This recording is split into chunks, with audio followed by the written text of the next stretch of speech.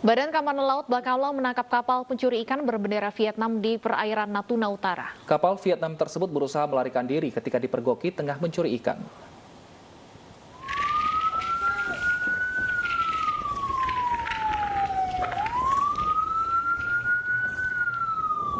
Bakamla langsung mengejar kapal Vietnam yang terpergok mencuri ikan di perairan Natuna Utara. Saat didekati, kapal ikan asing ini berusaha kabur dengan menambah kecepatan menjadi 7 knot.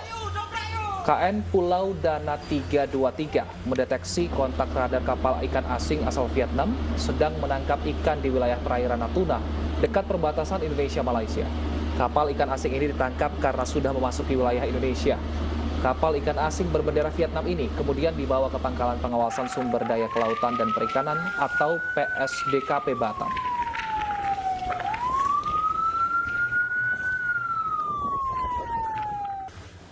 Seorang bocah yang bermain TikTok di Bekasi, Jawa Barat diperkosa perampok.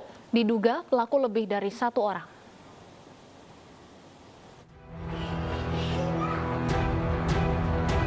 Warga Bintara 1 Bekasi, Jawa Barat geger. Tak hanya merampok, komplotan pelaku juga memperkosa penghuni rumah yang baru berusia 15 tahun. Saat kejadian, korban hanya bersama dengan ibu dan 2 adiknya. Sementara ayah dari korban sedang bekerja. Korban berinisial AS sedang bermain TikTok usai subuh di ruang tengah.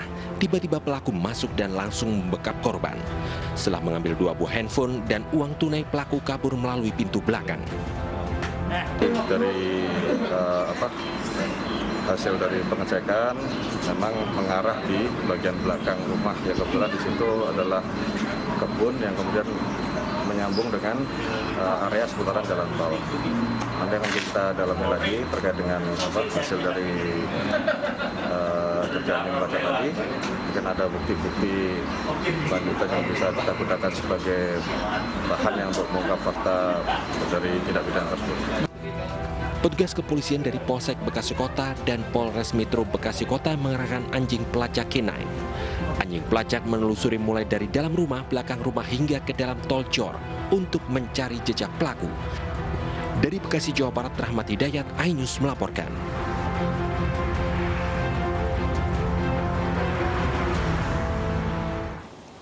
Polisi merazia balon udara yang diterbangkan di sejumlah daerah karena membahayakan. Bahkan di Madiun, Jawa Timur, sebuah balon udara terjatuh ke kabel PLN dan memicu ledakan.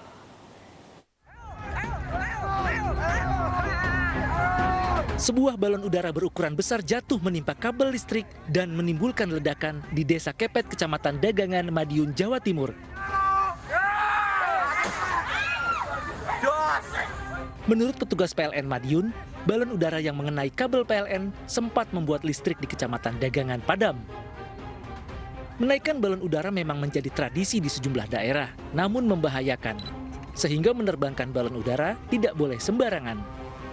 Polisi pun menggelar razia dan menyita balon udara serta petasan yang biasa diterbangkan ketika momen Lebaran. Di Kecamatan Jambon, Ponorogo, Jawa Timur, polisi mengamankan 6 orang, 4 diantaranya berstatus pelajar SD dan SMP. Dari 6 orang ini, polisi menyita balon berukuran 12 meter dan ratusan petasan beragam ukuran. Mereka membuat sendiri balon udara dengan biaya hasil patungan. Karena masih di bawah umur, orang tua mereka pun dipanggil ke kantor polisi. Terdiri dari 6 anak, yang 1 dewasa, yang 5 masih usia 14-15, usia anak SMP. Sebuah balon ukuran 12 meter, diameter 2 meter, berisi mercon, petasan sebanyak 450 yang kecil, yang besar sejumlah 15. Saat ini kami masih melakukan pendalaman dari mana asal-usul dan sumber dana yang berhasil kami amankan hari ini. Penerbangan balon udara secara liar dilarang karena membahayakan, diantaranya mengganggu aktivitas penerbangan. Dalam Undang-Undang Nomor 1 Tahun 2009, disebutkan penerbangan balon udara liar dapat dikenai sanksi penjara paling lama 2 tahun dan denda paling banyak 500 juta rupiah. Karena banyaknya tradisi menerbangkan balon udara di sejumlah daerah, polisi menggelar razia sejak awal Lebaran dan telah menyita lebih dari 50 balon udara. Tim Liputan iNews melaporkan. Pasca kontak tembak antara pasukan gabungan TNI Polri dengan kelompok teroris Papua, dini hari tadi situasi distrik Ilaga Utara, Kabupaten Puncak, Papua mulai kondusif. Aktivitas warga mulai berangsur normal dengan penjagaan ketat aparat gabungan.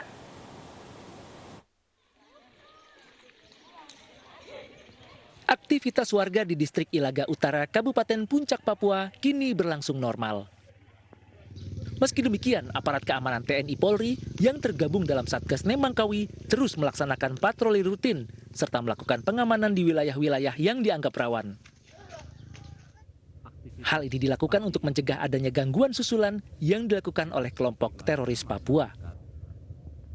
Saat ini saya berada di kios-kios di pasar distrik Ilaga, di mana untuk aktivitas pasar distrik Ilaga hari minggunya untuk para pedagang libur, namun untuk kios-kios sendiri mereka masih membuka aktivitas jual beli mereka. Terlihat di sini sebagian warga maupun ojek mereka berbincang-bincang dengan rasa aman dan juga nyaman berada di distrik Ilaga. Sebelumnya dini hari tadi terjadi baku tembak antara pasukan TNI Polri dengan kelompok teroris Papua di jembatan Kampung Mayuberi. Dalam insiden ini, 2 anggota teroris Papua tewas tertembak dan 1 lainnya melarikan diri. Dari Timika, Papua, Nathan Making, iNews melaporkan.